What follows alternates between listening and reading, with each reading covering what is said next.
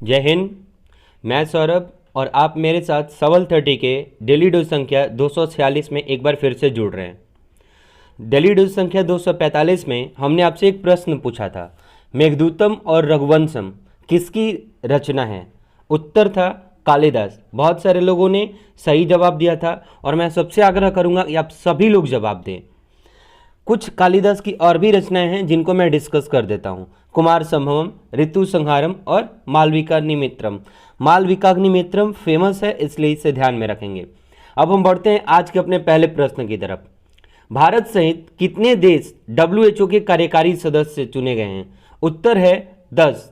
मैंने कल ही आपको WHO और WHA के बारे में बताया था, जिसमें WHA के बारे में मैंने आपको डिटेल जानकारी दी थी। आज मैं WHO के बारे में कुछ जानकारी आपसे साझा कर रहा हूँ। और आप भी ध्यान रखेंगे कि WHO इस समय मुद्दा बना हुआ है करंट का बहुत ज़्यादा, तो इसे आप इग्नोर नहीं करेंगे। जैसे WHO का फुल फॉर्म होता है वर्ल्ड हेल्थ ऑर्गेनाइजेशन। ध्यान देंगे WHO का उद्देश्य क्या है, तो विश्व के स्वास्थ्य संबंधी समस्याओं पर आपसी सहयोग एवं मानक विकसित करने की एक संख्या है, जिसमें कुल 194 देश शामिल हैं। ध्यान देंगे, ये डायरेक्ट क्वेश्चन पूछता है WHO में कितने सदस्य कुल हैं, तो याद रखेंगे कि 194 सदस्य देश हैं तथा 2 संबंध देश हैं। 2 संबंध देश हैं और 194 सदस्य देश हैं। आगे बढ़ते हैं हम लोग, तो इसी में एक बात और भी ध्यान रखेंगे कि WHO मैंने कल भी बताया था UNO की एक आनुषांगिक इकाई है। UNO बोले तो यूनाइटेड नेशन ऑर्गेनाइजेशन, यानी संयुक्त राष्ट्र संघ। स्थापना इसकी हुई थी 7 अप्रैल 1948 को और उद्देश्य है इसका कि संसार के लोगों का स्वास्थ्य स्तर बेहतर बनाना, तथा WHO का हेड क्वार्टर है जेनेवा, स्विट्जरलैंड में। अब तक ये बात मैं बहुत बार बोल चुका हूँ, इसे आप ध्यान रखेंगे।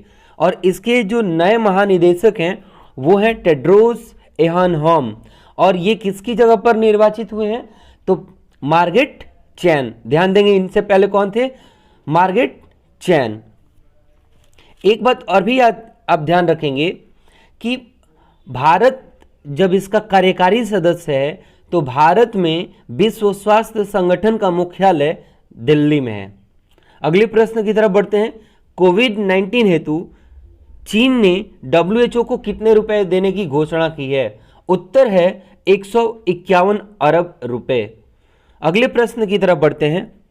जम्मू और कश्मीर बैंक के 9 नियुक्त अध्यक्ष कौन हैं? उत्तर है छिब्बर कुमार। और मैंने कल ही जम्मू कश्मीर से रिलेटेड डेली डोज संख्या 245 में बहुत ही अच्छे फैक्ट्स को चर्चा किया था, तो यहां समय व्यस्त नहीं करेंगे और आगे बढ़ते हैं। किसने psychosocial impact of pandemic and lockdown and how to cope with प्रकाशित किया है? उत्तर है नेशनल बुक ट्रस्ट। अगले प्रश्न की तरफ बढ़ते हैं। बंगाल की खाड़ी में उठे चक्रवाती तूफान को अम्फान नाम किसने दिया? उत्तर है थाईलैंड। और जब बात यहाँ पे थाईलैंड की आती है तो हम थोड़ी बहुत थाईलैंड के बारे में जानकारी एकत्र करते हैं। जैसे थाईलैंड के प्राइम मिनिस्टर कौन है, तो प्रयुत चान ओ चा। एक बार फिर से नाम रिपीट कर देते हैं, प्रयुत चान ओ चा। और इसकी राजधानी है बैंकॉक और यहाँ का करेंसी है थाई बेहत। थाई बेहत। एक अच्छा सा फैक्ट कि थाईलैंड को पहले सियोम के नाम से जाना जाता था। ध्यान देंगे कि थाईलैंड का एक और भी नाम है, क्या? सियोम। अगले प्रश्न की तरफ बढ़ते हैं। भारतीय रक्षा क्षेत्र में FDI कितना से कितना कर दिया गया? उत्तर है 49% से बढ़ाकर 74% तक। अब बात जब FDI की आती है तो इस पे चर्चा करना महत्वपूर्ण बन जाता है। जैसे FDI का फुल फॉर्म क्या है? Foreign direct investment. ध्यान देंगे कि भारत में इकोनॉमिक डेवलपमेंट के लिए यह एक मेजर मॉनेटरी सोर्स है। साथ ही साथ फॉरेन कंपनीज के द्वारा fast growing private Indian business में पैसा लगाया जाता है, क्योंकि यहाँ पर हमें बहुत कम पैसे में काम करने वाले लोग मिल जाते हैं और मैक्सिमम बेनिफिट मिलता है। तो इसी उद्देश्य से फॉरेन कंपनियां इन्वेस्ट करती हैं। लेकिन एक बात हम चर्चा और करेंगे कि 1947 से पहले देश उन्हीं लोगों के अधीन था, तो इस चीज को लेकर के भारत के मन में बहुत द्वंद्व था। लेकिन 1991 में जब लिबरलाइजेशन का कॉन्सेप्ट आया तो भारत में इकोनॉमिक लिबरलाइजेशन की शुरुआत 1991 में हुई, ठीक है। और सबसे ज़रूरत यह पड़ा कि उस समय के तत्कालीन वित्त मंत्री डॉक्टर मनमोहन सिंह, जो एक बहुत अच्छे इकोनॉमिस्ट हैं, तो वही डॉक्टर मनमोहन सिंह उस समय के वित्त मंत्री थे। देश की इकोनॉमी की स्थिति एकदम खराब हो चली थी, देश आर्थिक संकट से जूझ रहा था, और इसी चीज़ को कंट्रोल करने के लिए भारत ने सर्वप्रथम इकोनॉमिक लिबरलाइजेशन को 1991 में अपने यहाँ जगह दिया, जो कि लगातार हमारे यहाँ एफडीआई बढ़ता ही गया। तो आगे बढ़ते हैं अगले प्रश्न की तरफ। भारतीय इस्पात संघ का नया अध्यक्ष किसे चुना गया है? उत्तर है दिलीप उम्मेन। ऐसे वन लाइनर प्रश्न को आप डिस्कस के लिए नहीं खोजें। ऐसे जो वन लाइनर प्रश्न है, चूंकि इनका नाम है और ये एक सीमित करंट है, तो इसे आप डायरेक्ट याद रख लें। अगले प्रश्न की तरफ बढ़ते हैं। लेसोथो के प्रधानमंत्री थॉमस थबाने की जगह नया प्रधानमंत्री कौन होगा? उत्तर है मोकेटसी मोहोरो। अगले प्रश्न की तरफ बढ़ते हैं। 21 मई को आतंक विरोधी दिवस किसके स्मृति में मनाया जाता है? उत्तर है राजीव गांधी। और मैंने राजीव गांधी से संबंधित पिछले दिनों एक फैक्ट चर्चा में लाया था, किसान न्याय योजना, जो कि अभी वर्तमान में छत्तीसगढ़ में कांग्रेस की सरकार है, और वहाँ पर राजीव गांधी की ही पुण्यतिथि पर इस किसान न्याय योजना की शुरुआत की जाएगी, जिससे कि किसानों को डायरेक्ट बेनिफिट होगा और लगभग कुल 13 करोड़ किसान इससे लाभान्वित होंगे। आगे बढ़ते हैं।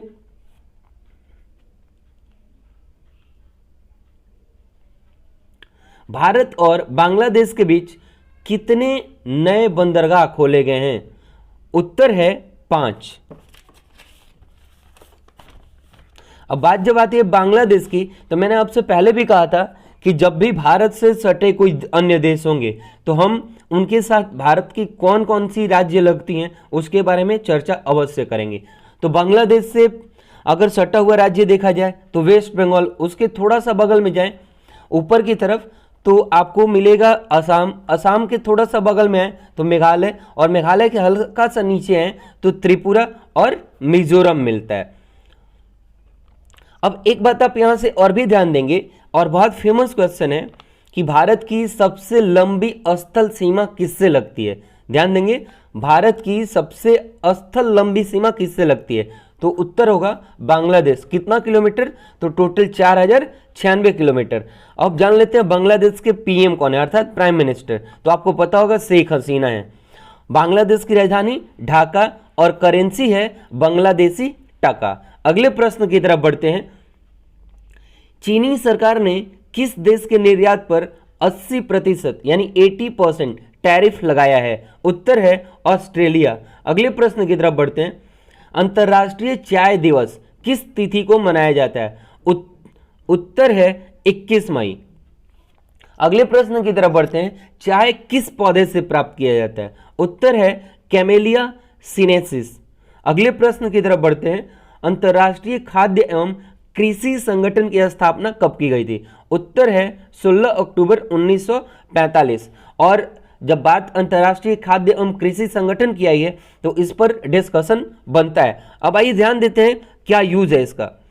तो इसका शॉर्ट फॉर्म जो है वो FAO है, और FAO का फुल फॉर्म होता है फूड एंड एग्रीकल्चरल ऑर्गेनाइजेशन। इसी को जब हम आगे बढ़ाते हैं तो हम देखेंगे कि क्या फैक्ट्स हैं इसके।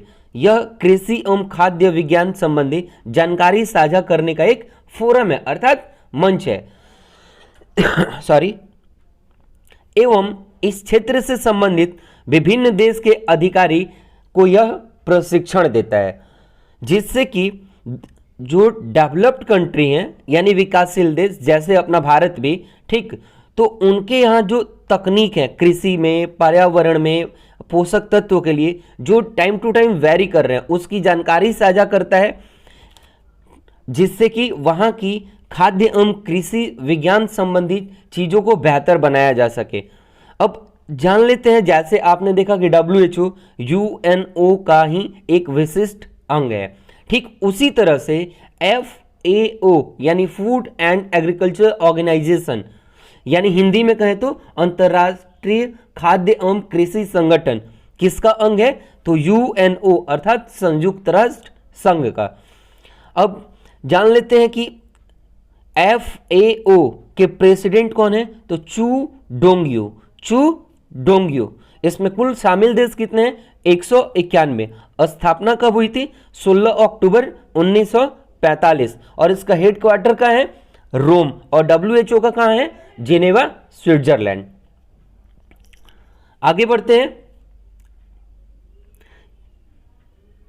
नेशनल टेस्ट अभ्यास किन परीक्षाओं की मॉक टेस्ट हेतु ऐप है? तो यह वन लाइनर क्वेश्चन है और फिलहाल बना हुआ है, आगे तक ये क्वेश्चन बना रहेगा या नहीं, इसलिए सिर्फ और सिर्फ याद रखेंगे JEE यानी JEE और नीट।